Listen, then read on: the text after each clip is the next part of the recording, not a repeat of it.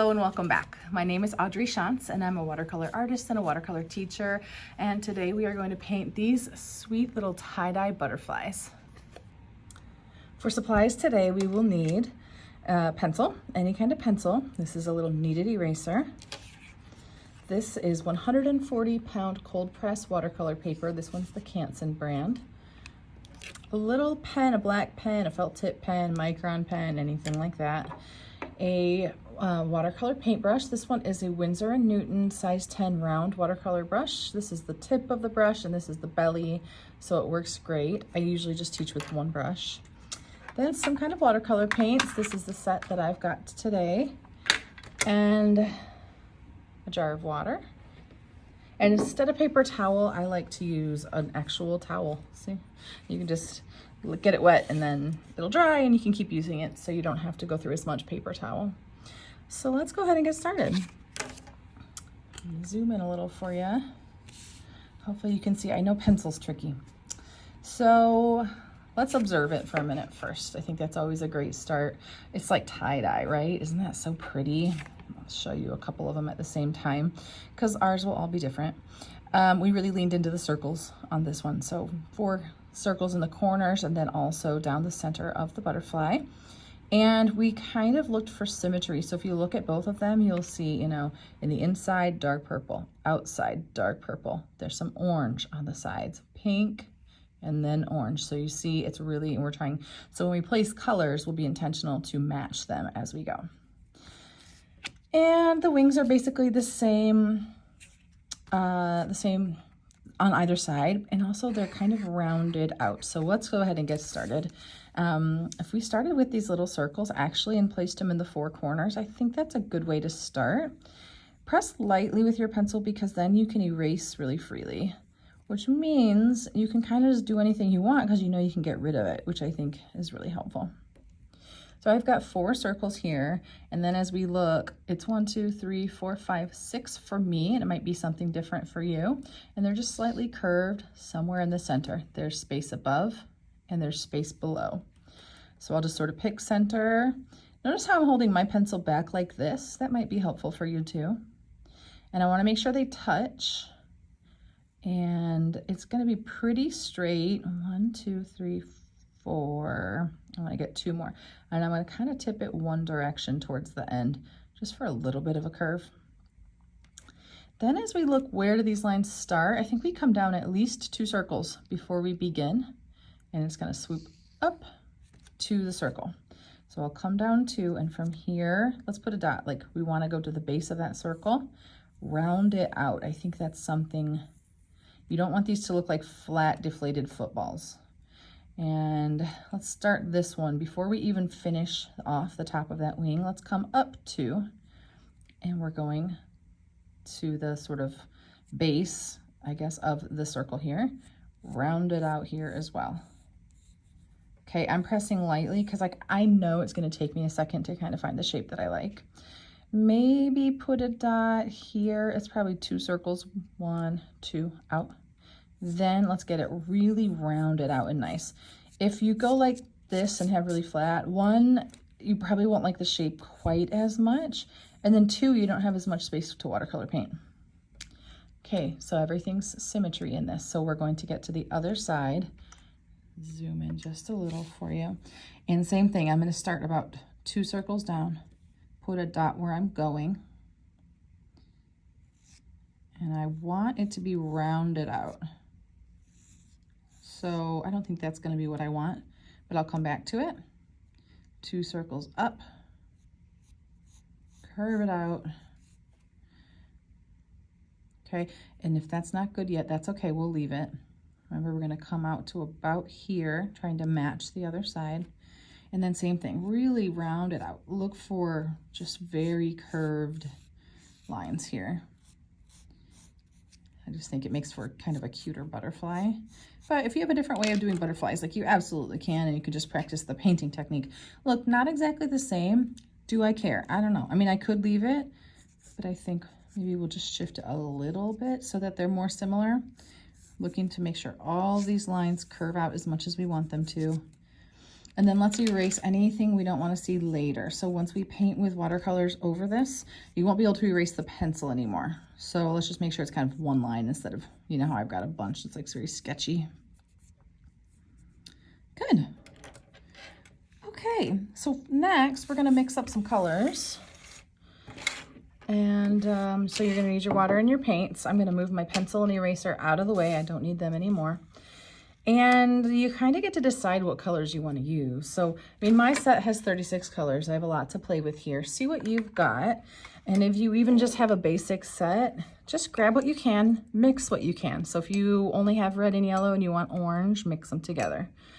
But I liked these colors. So I think I'm going to try to get some kind of a purple. And so for me, that's down here. So I dipped my brush into the water, came to my paint. I'm gonna swirl my brush around and swipe it onto the palette. Go back and get some water, and now that's a puddle. I don't want these super puddly today. I always do puddles first, right? But we're actually gonna start with water on the paper first, so we don't need as much water into here. I'll even add a little bit more paint. I'm cleaning my brush in between. Don't forget to pay attention to how beautiful your jar of water turns in between. I love it. I'm gonna grab some orange. So with my wet paint brush, I'm gonna get some orange, swipe it onto my palette, a little bit of water, maybe half of my brush worth of water to come back. So this is it's a puddle, but it's a small one. Before my water turns too dark, I'm gonna get some yellow.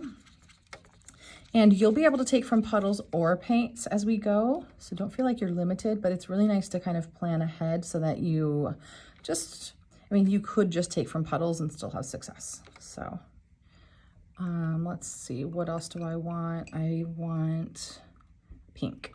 So for me, I've got a pink on my paint palette, which I really like. But if you don't, red plus water gets you pink. So just maybe play, make sure you like it. But everything's going to be kind of dispersed into the water because water is going to kind of take the color and let it travel. So don't go too light with it, I guess. And I'm going to clean my brush again and get some kind of a blue on my brush. And then we've got our colors ready. We'll wait on the black for now. We don't need that yet. Good, that blue's pretty. Cleaning my brush real good.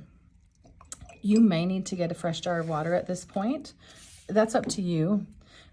Sometimes when we start, like the only times I like to really get fresh water is when we're starting something with water first, or for a sky or something that's like lemon yellow.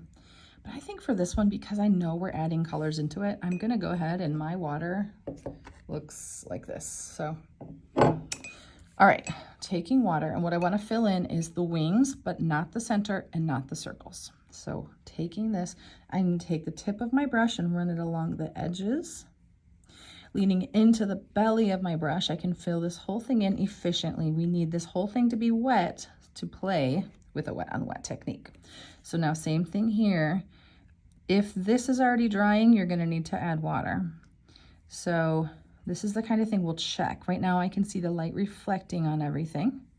I've got everything filled in. I'm gonna make sure all this is still wet. The light should be reflecting. I do wanna kind of see the texture of the paper through it. If by chance it got very like pooling or puddling, you could dry your brush on your towel, touch it, lift up some water. Okay, so we're gonna start. So everything's symmetry. So I'm taking my brush, putting it right into that purple paint, and I'm gonna start touching into that water. Here we go. And I'm going around those circles a little just to emphasize them. But I have to move quickly because the water drying time is my playtime. So I got some purple in there and I want it to kind of be somewhere else. So I'll touch it to these edges. Notice I'm just sort of plopping it in and leaving it.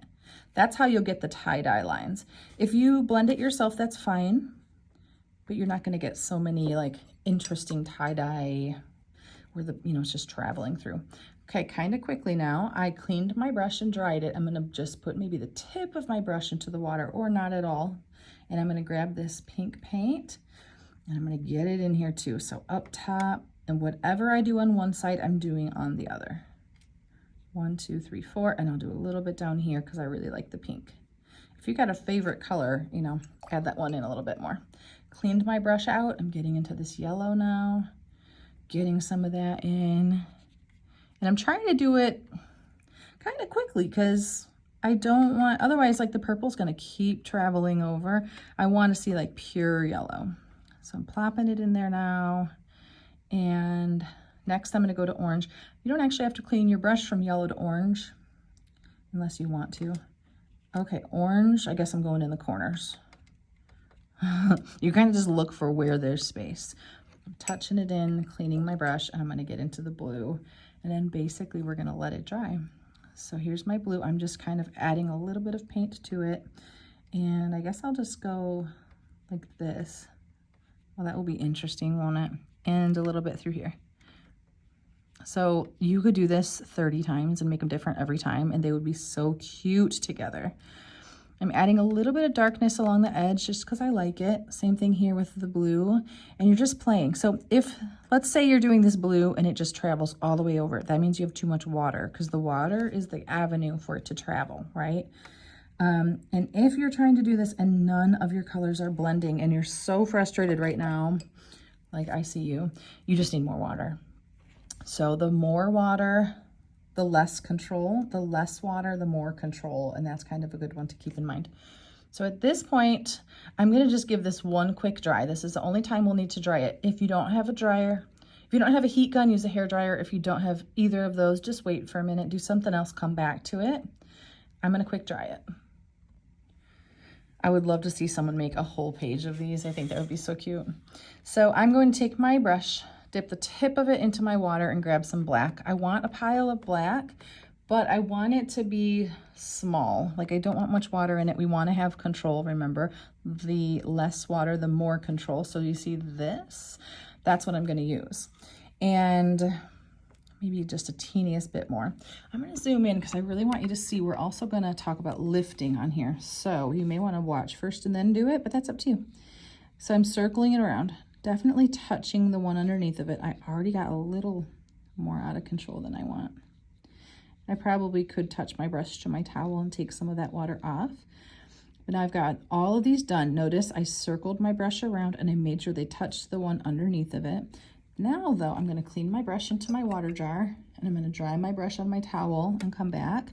And what I want to see, look at this one, how on this left side, what I did is I pressed and lift a little bit of that black paint out and it gives it dimension, doesn't it? So I'll leave that one here. And we're gonna take this brush, press and lift. So it's a little bit too wet maybe. And all that happens when you do this when it's too wet is that you're probably gonna have to come back and do it again.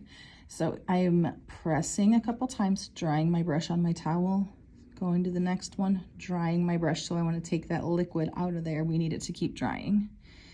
And if this is pretty dry, it might take one swipe, but it's okay. You got to work with what you have, you know. Okay, so I'm getting this little highlight out. I'm going to make sure I can try to get on all of them. This is something to practice. If this isn't going very easily right now, I mean, it's harder because it's tiny, first of all. But like you could do a whole bunch of circles like this on a big practice page and just practice, you know, looking for how dry do you want it to be before you start lifting, or if you just started immediately, just keep working at it until it looks how you want. Because today I didn't want to be patient and let it dry first, you know. But if it dries too much, it's tricky too. So watercolor is about timing. I love this, but I do know that as it continues to dry, the paint will kind of fill in a little, so it won't look exactly the same as this, and that's fine. We're almost there. I'm going to clean my brush, and for me, I really wanted to just add the color. I just picked blue because there wasn't very much of it in here. I think I'll do that again, but you pick what you want. If there's a color you want to see more of, then that's your color. And then same thing where I take my brush and I'm just kind of circling it around in here. I think you'll find that with watercolor, you don't have to be perfect about it. Just the watercolor paint sort of steals the show. And later when everything's fully dry, you can erase some pencil lines if you've still got them. All right, we didn't do anything with the little antenna yet. But for this, you could do it with your brush and practice really tiny, fine lines with black, but no one is making you. So I say, why not use a little felt tip pen or any kind of pen? And you can do them any way you want. Do them like this time, and then I'm just going to put a little bit of like a bulb on the end, And this is done. Now, when I consider, like, should I do a background? For this one, I think the background would take away from. I want this to really be the main part of the show. So I'm going to take my pen and sign it. And I'm finished. I would love to see yours. If you want to send them to me, you can go to my Facebook page. It's just Audrey Shantz Art on Facebook, and then send me yours. I love seeing your artwork, and you guys are so creative and cool. You just do like the best stuff. So can't wait to see it. Thanks for hanging out with me today.